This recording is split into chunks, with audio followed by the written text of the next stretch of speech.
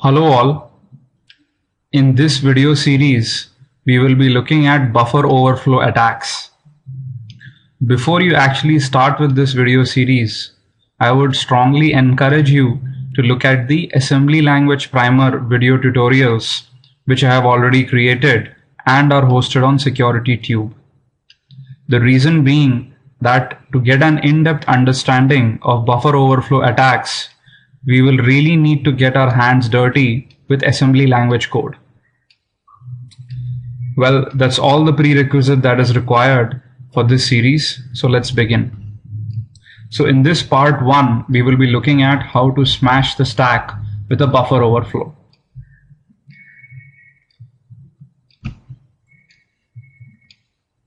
So exactly what is a buffer? Now, very simple definition. A buffer is a temporary space in memory which is used to hold data. And a buffer overflow happens when data written to a buffer is generally larger than the size of the buffer itself. And due to insufficient bound checking, there is an overflow and adjacent memory locations are also overwritten due to this large amount of copying which is happening. So now let's understand buffer overflows in a slightly more in-depth manner. Now let's take a sample vulnerable function called getInput, where we have defined a character buffer of size 8 bytes. Then we go ahead, use the gets function to go ahead and get user input to fill this buffer up with a string. And then we go ahead and once again print the string onto stdout. So exactly what is the vulnerable code here? Now, if you look at it, the gets function itself is very dangerous simply because it does not check the size of the buffer variable into which it needs to write the user supplied data. So hence, if let's say the user supplies more than 8 bytes of data, then gets will still happily go ahead and write that onto memory, even though it actually overflows the size of the buffer variable, right? So the important thing to note here is that gets itself does not check the input size, and in many cases it could be greater than the size of the buffer, which will result in an overwriting of adjacent memory locations. Now, why is this a security vulnerability? Now, in order to understand that, we need to remember the stack layout. Now, we've discussed this layout in detail in the assembly language primer video series. So if this is not familiar, please revisit that video to look at exactly how the stack looks like. But very briefly, stack actually grows from high memory to low memory. And whenever a function call happens, the arguments to the function are first stored onto the stack. Then the return address is stored, which is actually the next instruction the processor has to execute once it returns from that function. Then the EBP value, the old EBP value is actually stored onto the stack. And then the local variables which are defined in that new function are once again stored on the stack. So now let's actually go ahead and look at the sample program we discussed in the last slide to understand this in a more in-depth fashion. So created a sample program demo.c. Now all this program does is defines the getInput vulnerable function, which we've already discussed, and in the main function just calls getInput. Right, so let's quit and compile this function.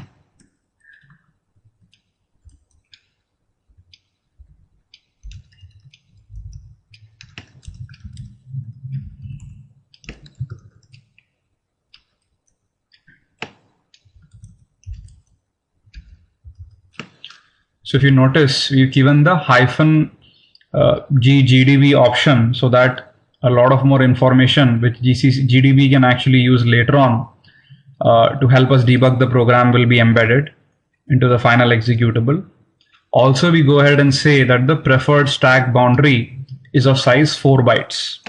Now, you see a 2 here, but what this means is 2 to the power of whatever you mentioned here. So this is nothing but 2 square, which is 4 bytes. We'll discuss the preferred stack boundary in later videos in more detail. So right now you need not get too concerned about that.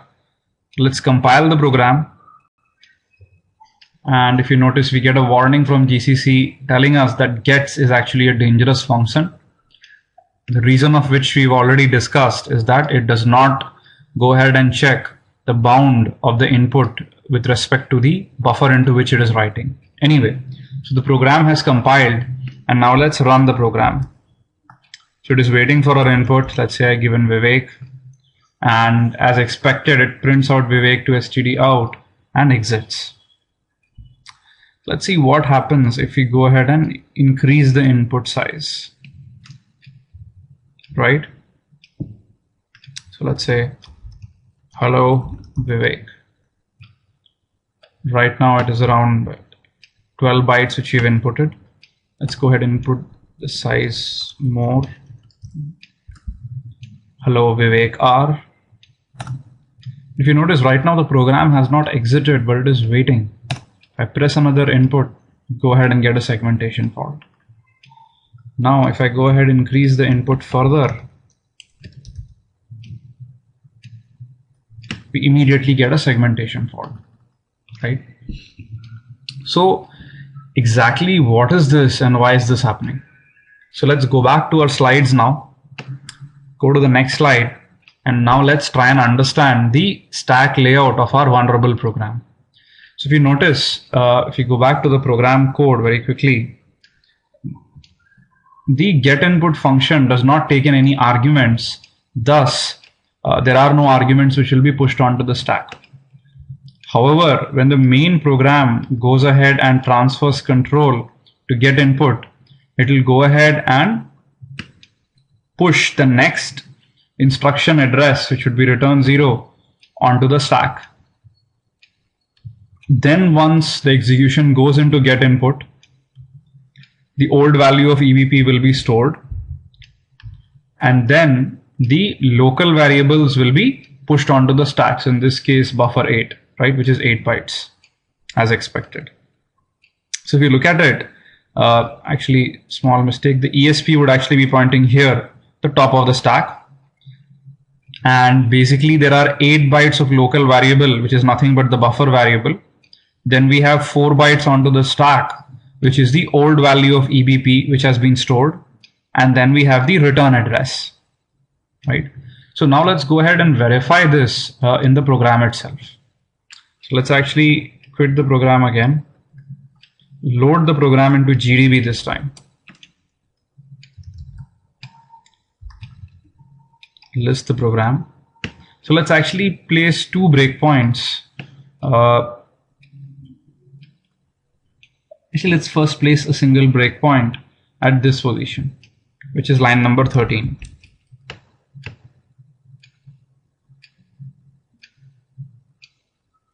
And let's then place another breakpoint at line number 7. Now let's go ahead and run the program. Actually, before that, let's go ahead. If you remember from the assembly language primer, we can disassemble the main routine, and we can also disassemble the getInput routine, right? This is the code. So if you actually look at it in the main program, we are calling the getInput function. After that, as expected, we are moving the value 0 into EAX, which is the return value, and then going ahead and exiting. Here in the getInput function, we first push in EBP as expected, and then we go ahead and move the current value of ESP into EBP. All of this has been discussed in detail in the assembly language primer, the whole function beginning and what happens and all of that. So have a look at there. And then finally, space for the local variables is reserved. So if you remember, the size of the buffer, character buffer, is basically 8 bytes. That is the character array. And exactly that much is reserved onto the stack. Then from there on, I guess, we go ahead, do the gets, then do the puts, etc., etc. Okay, so with this in place, now let's go ahead and run the program. So we've hit the breakpoint at get input. Now let's go ahead and look at the stack, the time. Let's print, let's say 8 words in hex on the stack. So we notice before the get input function is called, this is how the stack looks like, right? This is what the top of the stack is pointing to right now. Now let's go ahead and step through this function, the code. So now we are already into the get input function, right? If we look at the stack right now, what we will notice is that the different places on the stack have now the addition of the return value as well as EBP. So let's actually look at how all that has come together. So the top of the stack first was actually going ahead and pointing to this data. If you notice right now, this is where this data is. And there have been 16 bytes on top of the stack, which have been actually pushed onto the stack. Now, where are these 16 bytes coming from? Right? If you go back to our image, you'll actually notice that the first 8 bytes is actually nothing but the local variable buffer. The next 8 bytes is nothing but the value of EBP. And the final, the next 4 bytes is nothing but the value of EBP.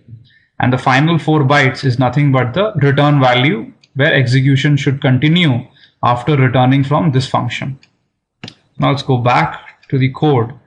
And what you will notice is that hence these 8 bytes are nothing but the buffer variable. This is nothing but the old value of EBP, which has been stored onto the stack.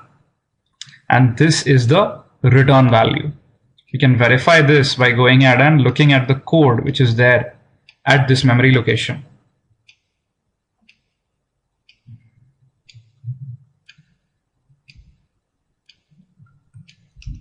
So let's disassemble the code in this memory location.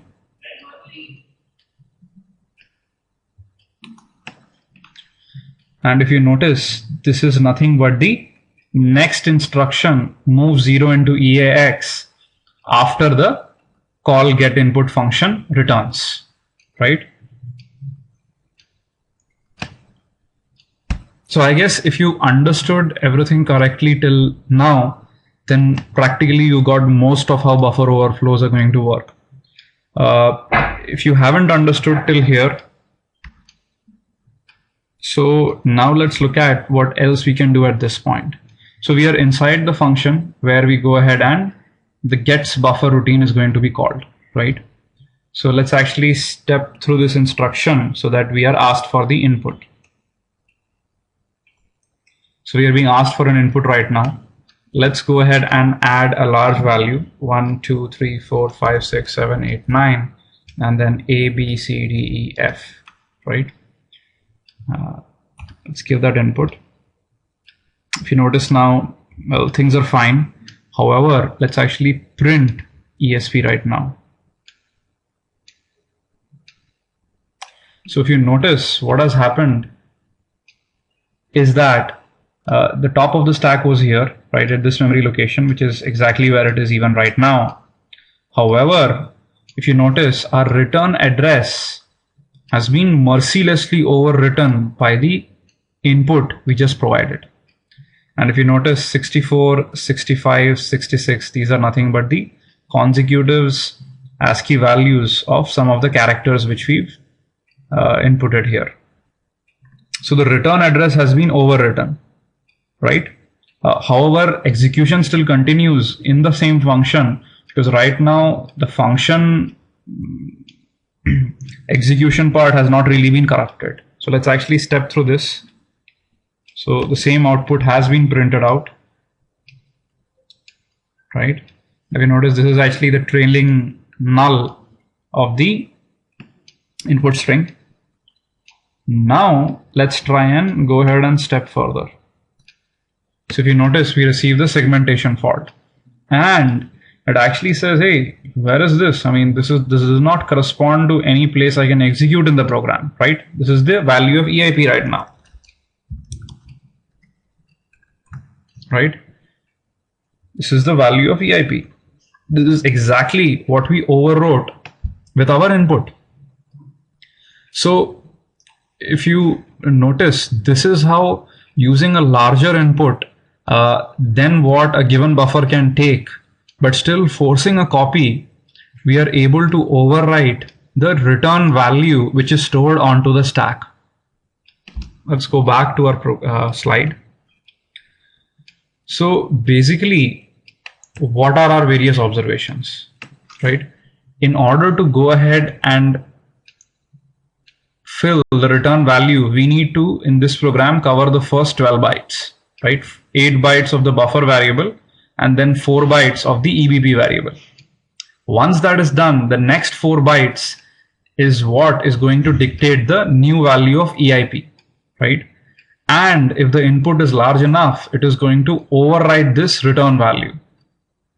And once the function execution is actually over and this return value is popped off the stack, whatever we insert here is going to decide what is going to execute next. Now, in the previous example, we went ahead and actually put in a garbage value which did not correspond to any executable instruction which is there in the program memory. And thus, basically, we got a segmentation fault, right? So now let's go back and see if we can override the value of EIP with our input with something where we can go ahead and do something interesting. So let's exit GDB and let's make a quick modification to our program.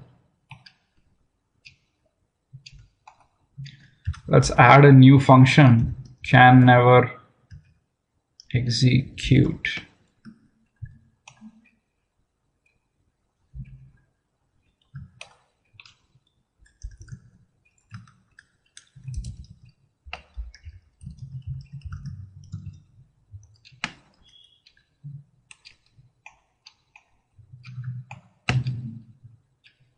Right?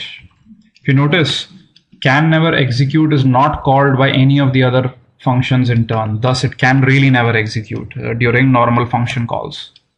Now let's go ahead and compile this program again. We get the familiar gets warning.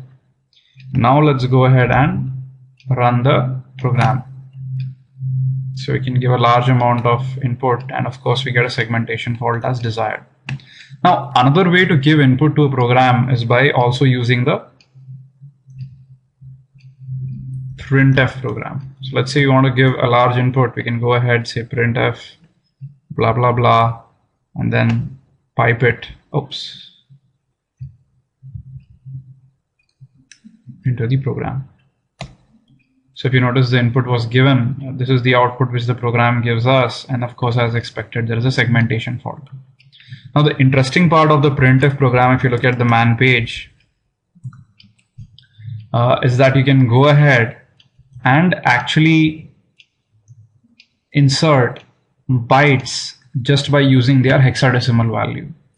Now, this is important because generally many of the bytes which you might want to input might not really be printable characters, because of which we cannot really type them in using a keyboard. Now this is where we can actually give the /x switch and then go ahead and give the appropriate hexadecimal value for the byte which you want to input. So as an example, let's say if this is the value we want to input. So what we've done is a couple of capital A's here, and then we are inputting a character which has a hex value AA, and then another character same with hex value AA. So if you notice, this has now been inputted into the program. Okay, so what we need to do is, if you load up the program in GDB, and let's say we go ahead and list the program. So what we want is somehow if we can execute the can never execute program, right? So how do we do that? Let's disassemble this first. Can never execute, and actually look at where it is. So this is actually the memory location where can never execute is actually present, right? So the return value which we need to overwrite on the stack needs to be filled with this specific value. If this is the return value, then once the function returns, the next instruction will be the first instruction in can never execute, which will be executed. So let's exit the program, go back to our slide and see how we can engineer that. So if you notice, we don't care what the first 12 bytes are, right? What we really want is after the 12th byte, the next 4 bytes need to correspond to the return value. So let's actually use the printf program. And given the first 12 bytes, 1, 2, 3, 4, 5, 6, 7, 8, 9, and let's say 10, 11, and 12, right? Now let's go ahead and input the return address. Now this is the next 4 bytes where we are going to return the input address. Let's feed the hex values in. Now a point to note is that we need to fill them in reverse order, right? I'll leave this as an exercise to you to figure out why we need to feed them in reverse order. It's a very simple thing. Just try and remember how memory is actually laid out.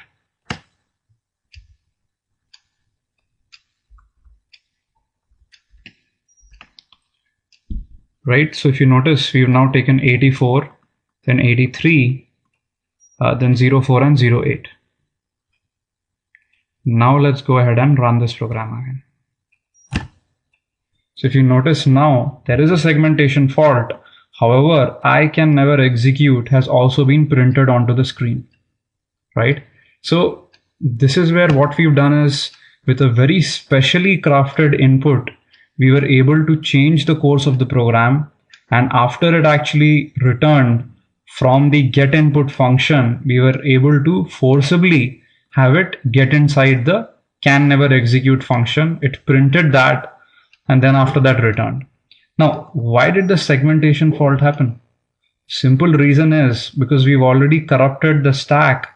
There was no way for it to actually to be able to get back to the original place in the main routine where it could have exited gracefully, right?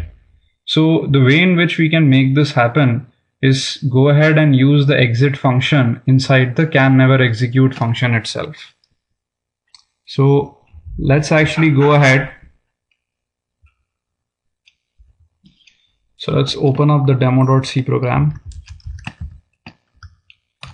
and actually also add an exit call here itself.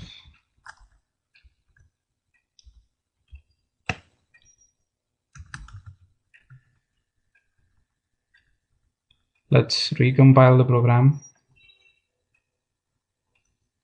right? And then let's go ahead and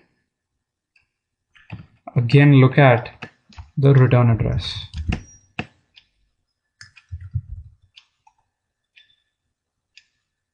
Okay, so this is what the return address is.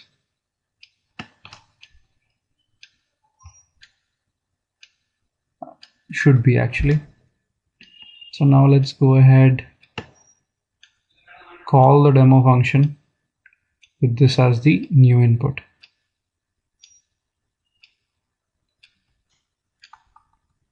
First we have B4, then we have 83, then we have 04, and then we have 08. And let's run it. Oops, I forgot to give the hex values for the others.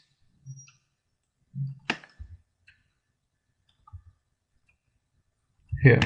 So now all of these will be interpreted as hex values, right? So So now if you notice, the I can never execute was actually printed and the program exited gracefully, right? And the answer to that is pretty self-explanatory, is that if you actually disassemble the can never execute function, you'll actually notice that in the end there is a call to the exit system call, right? And because of this, even though the stack has been corrupted, there is no way it can return back to the main program from where it could exit. It can still go ahead and exit gracefully using the exit system call. So well, that's all for this video. What I wanted to demonstrate is by using a very simple program, it is actually possible to go ahead and change the course or the flow of the program by using a buffer overflow attack. Now in the next future videos, we will go ahead and look at how to exploit such a buffer overflow situation.